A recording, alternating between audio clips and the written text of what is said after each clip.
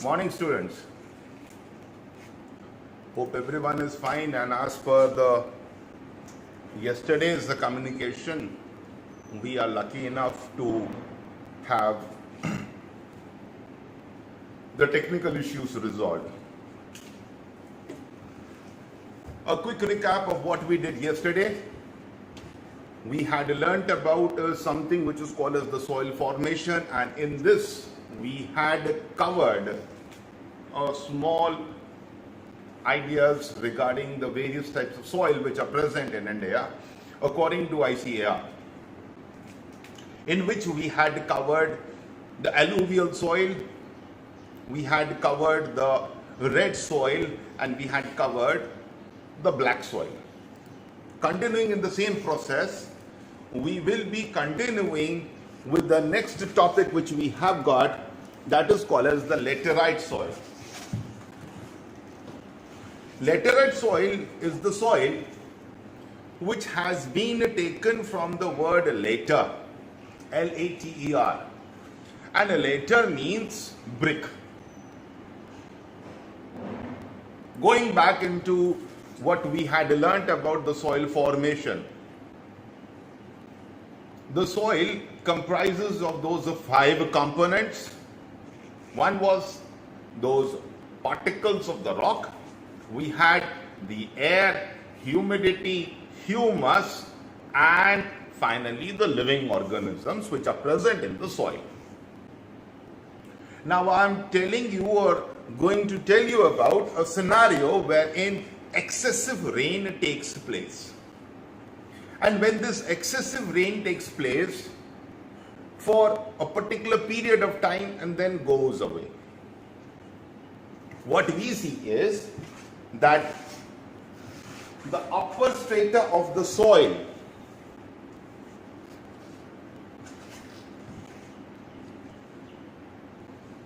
so this is soil, the upper portion which receives abundance of rain, those natural decaying components which are present, which we have called as the humus, starts to get dissolved in excesses of water. And after some time, that dissolved liquid seems to penetrate deep down. So this is the organic matter. But mind it, we are talking about the decomposed organic matter. So what we see is that from the soil, organic matter seems to be percolating, seeping down the lower strata. And now what we are seeing is the leftover of the soil, which has got now some components absent and certain components being present.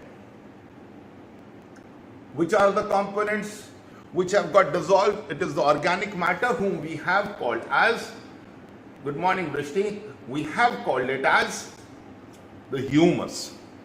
So now the topmost layer is devoid of humus, and ultimately we are left with only 3 components. Now wondering why I'm not talking about 4 components, because out of 5, in case one has gone, 4 should be left.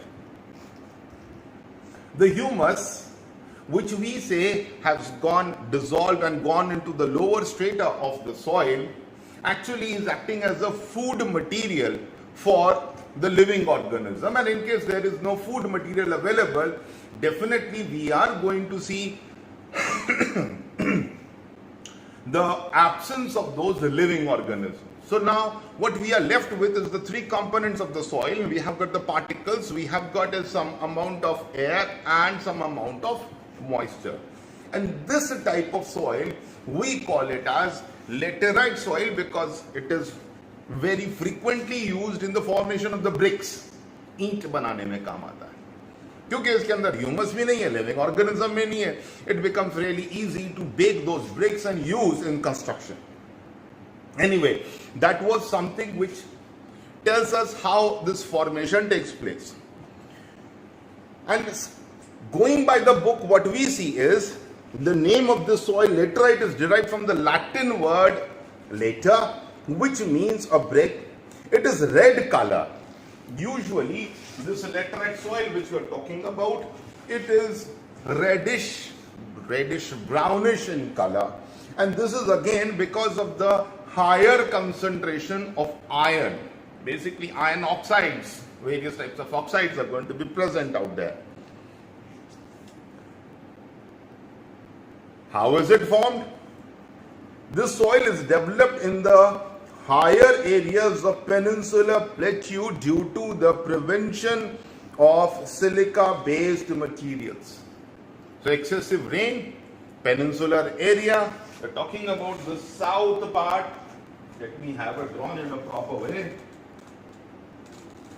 This is southern part which receives the onslaught of monsoon. लगातार बारिशें होती हैं और खूब ज्यादा बारिशें होती हैं. 9th के अंदर में हमने पढ़ा था about something which is called as the Arabian Sea current, and we had learnt about the Bay of Bengal current.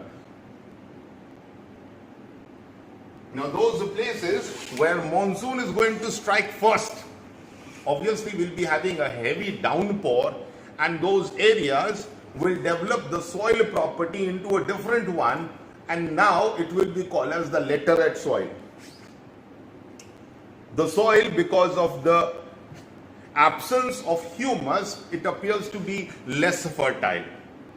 But only one component is missing, and that one component is the humus. So we can grow lot many things in it, provided we are adding the manure, that is the dead and decaying organic component into it, and it is going to again become fertile. Various crops we have learned to take from this particular soil, which includes cotton, paddy, ragi, sugarcane, tea, coffee, cashew, काजू, वो exclusively in जगहों में बहुत देखने को मिलता है. Now location wise, when we talk about, we will be seeing the western part of Western Ghats. Western parts of Western Ghats. Because you can imagine, this is the place where monsoon strikes first, and as it is having abundance of water, more a downpour of water is going to take place, and consequently we will be seeing this particular belt all across, starting from the southern Maharashtrian coast till Kerala, to be having certain pockets where the soil has been converted into laterite soil. Apart from it, because of the Bay of Bengal current, we see this type of soil also being present in certain parts of Orissa and northeastern states. So two more things. But Nita's kitchen. Happy morning, sir. Yes, happy morning to you also, dear. So two parts. Western side, that too exclusively the western part. Eastern side, Odisha and the northeast. So we have covered again two major topics out here from this one heading, that is the laterite soil. Where is it found? How is it formed? Then what is the reason why it is formed? So map question is also covered, and theoretical question is also covered of 2 to 3 marks variation. The next one which we have got in line is the desert soil. Yesterday I asked you to remember about a semicircle being drawn taking into the locus of Maharashtra. So Maharashtra at the center, we draw a semicircle, and we can have a vague idea about the black soil, where is it present. Simultaneously, we will be now considering Rajasthan, which is present out here, and try to draw a semicircle. Because we are talking about exclusively of the desert soil. By now you must have understood, in case we have taken into consideration about the state which is called as Rajasthan, the area is bound to be arid and semi-arid. Morning, Kamlesh. You're late a bit, 10 minutes I suppose. So this area which is having scanty of rainfall, scarcity of rainfall, we see a soil developing according to the climatic condition. Accounts remain the same. What the account was saying was that a climatic condition plays a vital role in the formation of the soil, and second thing which we have talked about was that the parental rocks are going to pass on those minerals, creating different types of soil. So here the climatic condition of Rajasthan and adjoining areas, point is not only Rajasthan but adjoining areas, they are called as the arid and semi-arid region. And the reason is very simple to understand: less than 70 centimeter of rainfall is seen. Which all area do we see? Predominantly we are talking about western Rajasthan, that is bordering Pakistan, the north part of Gujarat, that is Saurashtra, Kutch, southern part of Punjab, and certain areas of Haryana which are bordering with Rajasthan. So a little bit of ideas to be taken into consideration. Rajasthan at the center and adjoining areas we are trying to cover. In the north of Rajasthan we have got is Punjab. For that reason we have said southern part of Punjab, because that part will be touching Rajasthan. Certain parts of Haryana, because those area which lie under the jurisdiction of a state of Haryana will be touching Rajasthan, and north part of Gujarat, which is again in touch with Rajasthan, will be seeing a semi-arid and arid type of climatic condition. Now, because water is less, I have just mentioned about 70 centimeters or even less is the amount of rainfall received in the whole year. So obviously the soil tends to be dry and it is sandy. Now word sandy to understand is the granular part of the soil is going to be little big. देखो मिट्टी को जो powder form हमारे सामने आता है that can be of various shapes. I can have the soil particles to be quite big. I'm calling it as a rock. A little smaller, we are talking about pebbles, kapchi type. Still smaller, we are talking about the soil particles, but within the soil particles, the particles also vary. I can have bigger particles and I can have finer particles, very minute particles. Now finer particles, we can see it with clay. With those we make utensils, matke, gade vagara bante. And a thick, a little more bigger particles we can talk about is sandy. Go down to the beach, you are going to find it, the particles to be big and rough. So we are taking that particular soil particles into the point and understanding that the soil is sandy, and because it is sandy, it cannot actually retain the moisture. Unique thing to understand.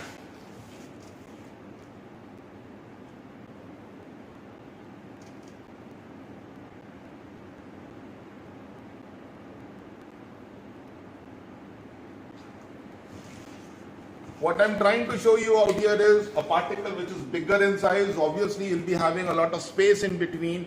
The water can seep or penetrate deep down. It is not going to hold. But when the particles are minute, which I have just drawn with the help of small dots, it is going to be holding the water content for a longer duration of time. So this desert soil, good morning Vraj, this particular soil which is holding out here is the one which allows the water to penetrate. and for that reason remains dry. And because it is dry, it tends to become more infertile. उसमें जल्दी से कुछ उग नहीं सकता, because there will be scarcity of water. It contains more dissolved minerals. Whichever place we are talking about at present to be a desert or semi-desert area, arid or semi-arid area, at one time it is believed must have been also green. But as the climatic shift was taking place, certain areas developed as an arid area. The dew process wherein water was available and water just simply evaporated, what exactly do we see is that the dissolved mineral tends to come on the top. How do we understand what I am trying to tell you? In case you happen to visit something which is called as Dandi, and there we have got those salt pans. Certain areas dig up with the water filled up, left for the sun to make the water evaporate, and what is left behind is nothing but the salt. And this is how common salt is obtained from the sea water. Same thing perhaps has happened out in these areas. We presume that it used to be green, lush green, but as the climatic shift was taking place, the water evaporated and all the dissolved minerals which were present, they have come on the higher strata of the soil. So a lot of dissolved minerals are found here. Rajasthan, Haryana, southern Punjab have this type of soil. In Gujarat, to be very specific, we see this type of soil to be found in the areas called as Kutch, Saurashtra. Now, certain areas have lately been developed so that agriculture activities can be carried out. And this is possible because of certain canal systems. You remember just a couple of years back, our Prime Minister has initiated a canal from all the way from Sardar Sarovar Dam going towards the Kutch. Same has happened from Punjab area, where a canal has been developed which takes that fresh water required for agriculture, and after this irrigation facilities, especially like canal systems or bore wells, we have lately seen that this underdeveloped area as far as agriculture is concerned now see agriculture coming up. This was about something which was called as the desert soil. The next one which we have got is the mountain soil. As the name suggests, we can correlate with a landscape which has got some high altitude. Unchai hai. Altitude basically we talk about is the height above the sea level. So those areas which we call as the mountain, they have got or developed a specific type of soil which is called as the mountain soil. So we can easily understand that this type of soil is going to be found in valleys or slopes of high mountains or regions of Himalaya.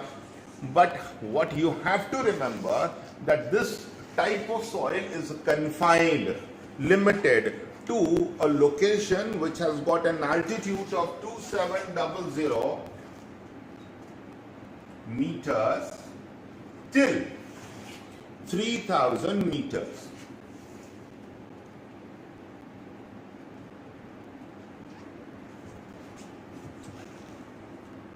What does this statement suggest? This statement suggests, imagine we have got a mountain, the pinnacle is at 7000 meters. जो सबसे ऊंची इलाका है वो 7000 meters पर है. So around it, that particular area which is going to be lying between 2700 meters approximately till 3000 meters will be having this type of soil.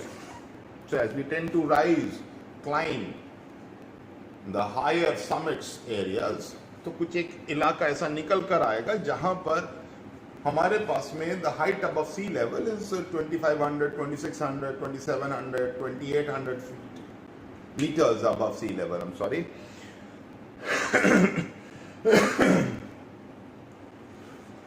Now, going by the old record which we know, Himalaya is a recently developed landscape on Earth.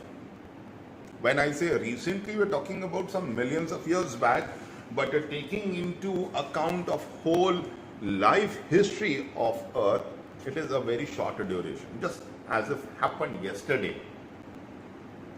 If the Earth was formed a month back, then Himalayas were formed 5 days back. So obviously it is relatively new.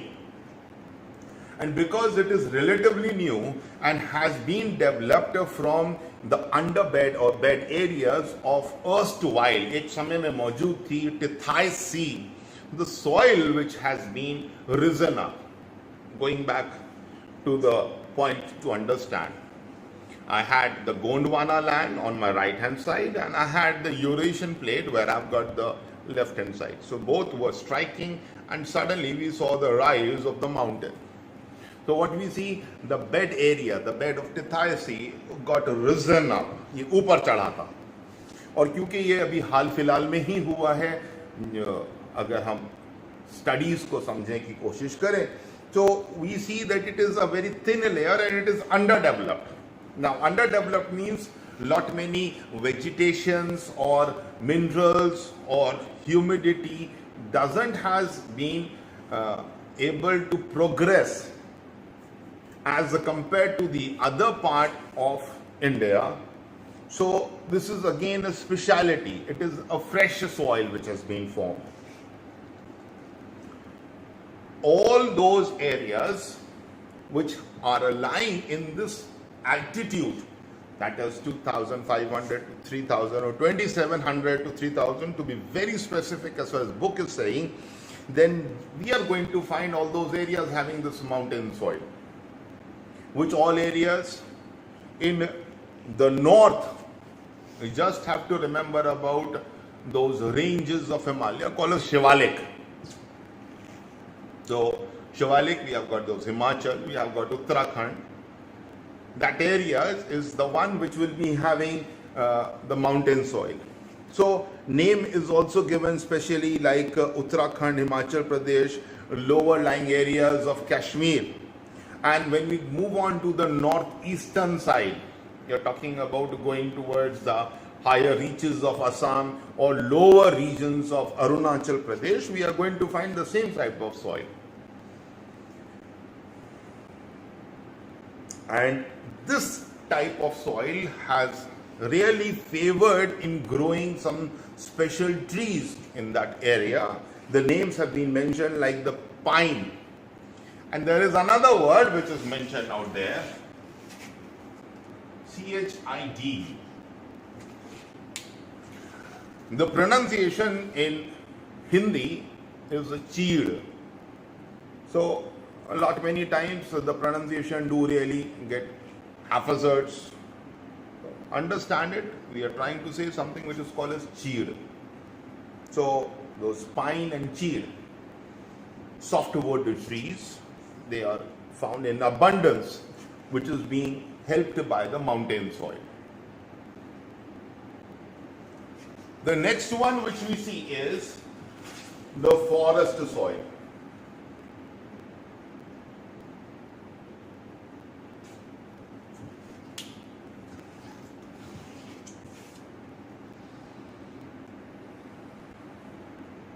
In case we increase the height a little further, that means we are moving from a altitude or height above sea level 3000 plus. Plus kahan tak? 3000 to 3100 meters above sea level, we are going to find this type of soil which is called as the forest soil. And here in Himalayas, obviously we are talking about, because in southern India, or that is Western Ghats and Eastern Ghats, we don't find any mountain of this high altitude. So it is all confined to Himalayan regions. It is helping in growth of coniferous trees. Now, coniferous, like everyone has got an idea about something which is called as the Christmas tree. So it is cone downwards. The leaves, the branches, it tends to be sloping towards the earth base. This high altitude trees have also lately developed in Eastern Ghats also. तो point को अगर हम just करके लेके चलें या crux निकालने की कोशिश करें तो ये निकल कर आता है कि those areas which are relatively cool, having an altitude of 3000 plus meters height above sea level, they have developed these type of forest exclusively. The speciality of this type of soil is that the major portion of the land is covered by the forest.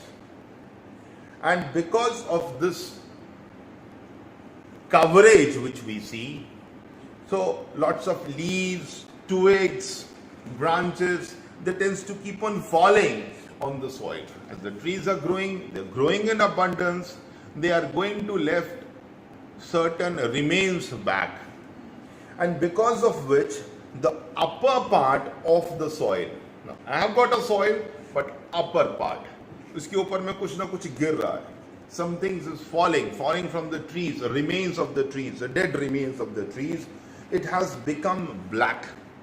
That means high decomposition is not taking place because of low temperature, but abundance of the dead material is seen. Decomposition जल्दी नहीं हो रहा, ठंड है वहां पर, ठंडा मौसम रहता है, लेकिन पत्ते वगैरह गिर रहे हैं, तो ये पत्ते ऊपर की तरफ में, ब्रांचेस ऊपर की लेयर में, ट्विग्स, छोटी टहनियां, ये सब एक स्पंजी लेयर बना देते. In case you happen to visit all these places yourself, you will find that you're literally walking on springs. Literally springs. And the reason why it is so much, because of the particles or the remains of the trees which have fallen down. And slowly these led to the formation of humus. So blackish color is the remains of the trees, and this remains of the trees are the animals also, because many animals are also found out there. We see a lot of humus formation taking place. Unique thing about this type of tree is, the soil is, as we dig deep, the soil tends to be taking certain different colors. Remember about the red soil. When we were digging the red soil on the lower strata, on the lower layers of the soil, we found something as yellow soil. And here, the color tends to be changing bluish or reddish color. So depending upon the places where they are found, the lower layer of the soil again tends to be changing the color. Now this type of soil, what does it really help in growth? I have got as the names given out there as the tea, I've got the coffee, we have got some other crops in case proper care is taken, like the wheat, maize, barley, even paddy is grown out there.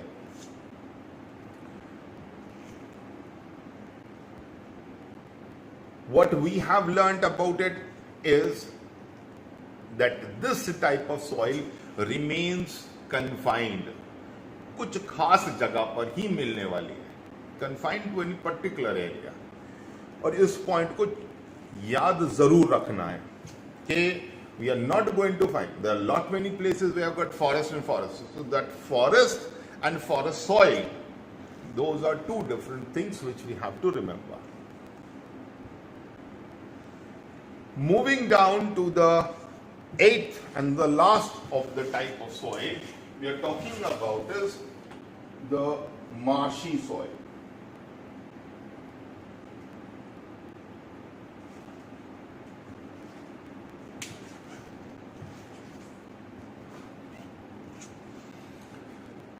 Remember class 9th, we had learnt about the three parallel ranges of Himalaya, and the third one, that is towards India or southernmost range, which was called as the Shivalik. We find certain area which was termed as Terai, and this is the area which we are talking about exclusively, not Terai to be specific, but the properties of Terai. The area which remains submerged with water for certain period of time tends to develop this type of property. So the soil type, that is the marshy soil or the peaty soil, is developed in humid regions. Humid, that means a higher concentration of water is seen. And due to accumulation of the biotic elements, we see that this special type of soil is getting formed. So two things we have to understand. One thing is that a lot of humidity has to be present, a lot of rainfall, or perhaps the water stagnant, jama ho gaya tha because of rivers or something like this, and water plus fresh soil which is being brought is helping in abundance of the growth of vegetation, which is in turn helping in growth of plenty of animals. So flora and fauna both are in abundance, and obviously decomposition is going to take place once they are going to die, and this rate is also high because of the higher number of both flora and fauna. During rainy season, this land is submerged, डूबा रहता है, underwater when the water recedes. But as the monsoon fades, goes away, the amount of water which is coming down, it also comes down, and as the amount of water recedes, निकल कर जाएगा, we will be seeing the soil coming up. What is being told about you is imagination. Lots and lots of rain, you have got the water filled up. As the water is going to be becoming less and less, we see the soil coming up. So once the water recedes, this type of soil really becomes very favorable for growing of a paddy, rice. And because of access of biotic elements and minerals in such soil, it shows insufficiency in phosphorus and potash. So lots of other minerals are present, but phosphorus and potash, it seems to be less. Where the locations exclusively are going to be seen, we are going to find such type of soil to be present in Odisha, West Bengal, coastal Tamil Nadu, central area of northern Bihar. The central area of northern Bihar. So Bihar can be considered as a portion like this, and we are talking about this central area. We are not taking the whole of north of Bihar. And one name has been given exclusively of Uttarakhand, that is Almora district. Almora. So Almora district is the place where in Uttarakhand we find this type of soil in abundance. Again, because of the Tarai region, the sloping areas, water getting stagnant, and the soil is available.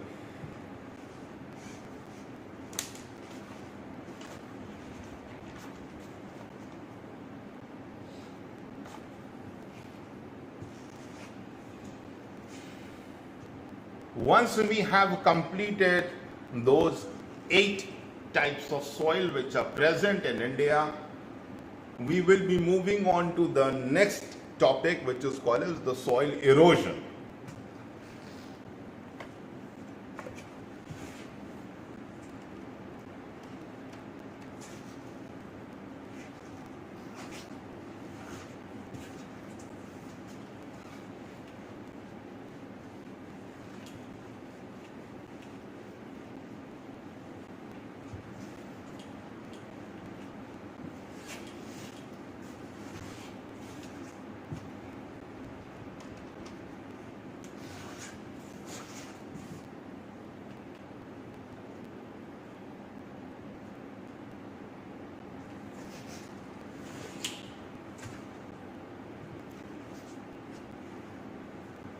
What you can see on the board is a layer which I have called as the soil.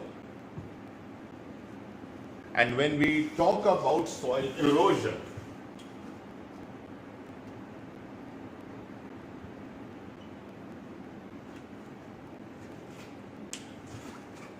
erosion means to remove. The point to understand out here is that erosion is a process, a continuous process, which keeps on happening, wherein the topmost layer, the fertile layer of the soil, tends to get transported from one place to another, and we see certain natural factors playing important role.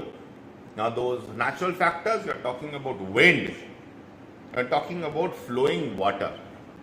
So water and air, these are two natural factors which helps in removal of topmost layer from its original position to a new destination, whatever it is might be. So in other words, what we can see is the faster transportation of the particles of the surface land to another place by natural forces like the wind and water is going to be called as the soil erosion. Now, certain areas will be getting devoid of that good particles in which vegetation can easily grow, and certain areas will be having more of it getting transported. So obviously we can understand जिस जगह पर soil erosion हो रहा है, that is getting transported, we can understand there the quality of the soil keeps on diminishing, gets lower, कम होती जा रही है. और अगर ये fertile soil available होगी ही नहीं, we will not be seeing that fertile soil being present out there. Obviously, it is going to directly affect the growth of vegetation in that area. And once this chain reaction starts, it is going to be further affecting the plants, other animals, and ultimately us, the humans, because we are going to be dependent upon it.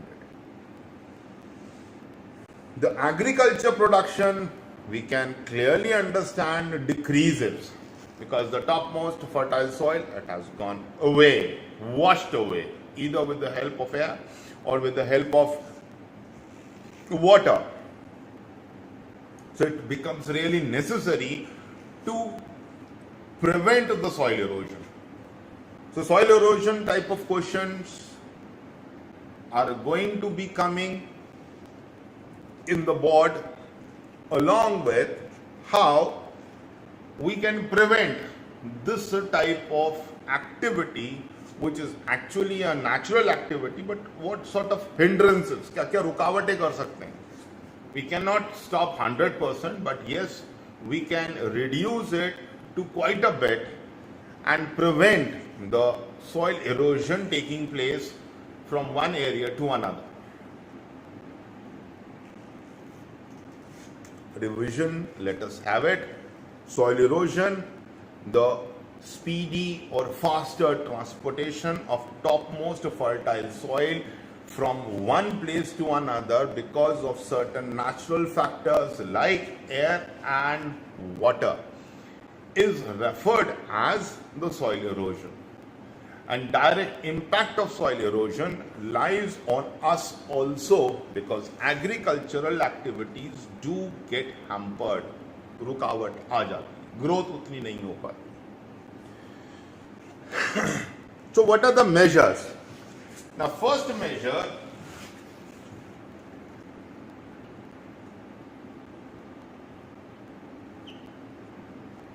is controlled grazing.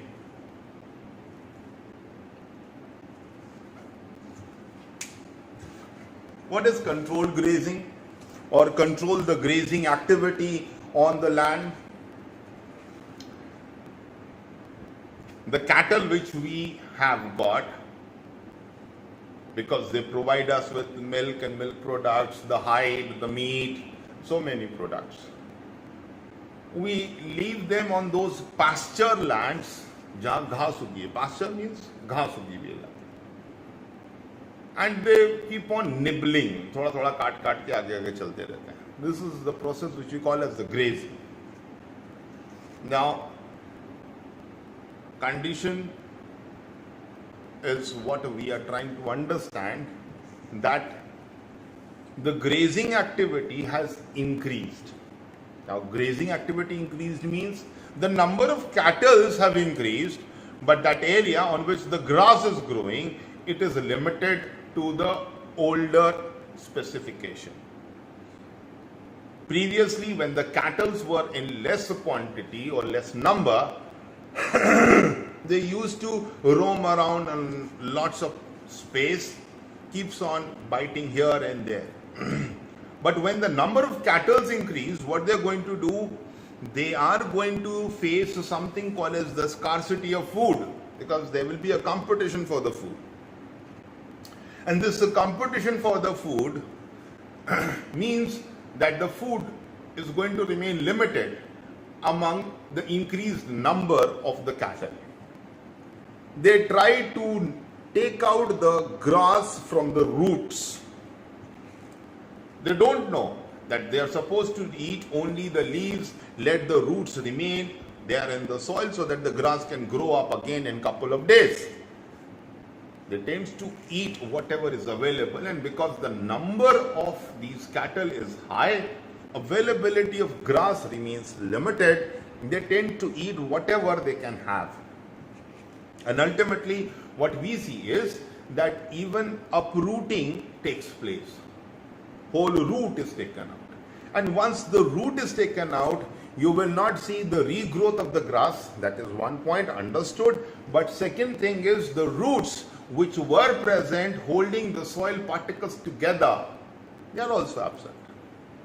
So, end of the story is that soil erosion is bound to take place. Imagine that particular land which is present and a little downpour, थोड़ी सी बारिश हो गई, तेज हवा चल गई.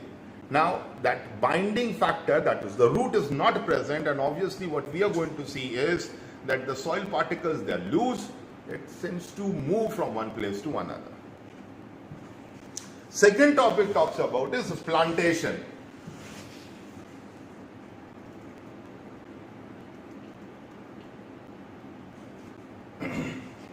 Taking from the clue from the previous point, the roots of the trees help binding the soil particles together. So plantation should be carried out in contour method in slopey area.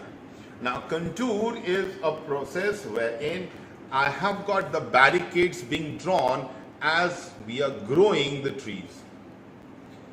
This is one slope of a mountain with no tree present out there. Whenever it is going to rain, whenever it is going to have a lot of wind activities, the soil particles tends to get moved from one place to another.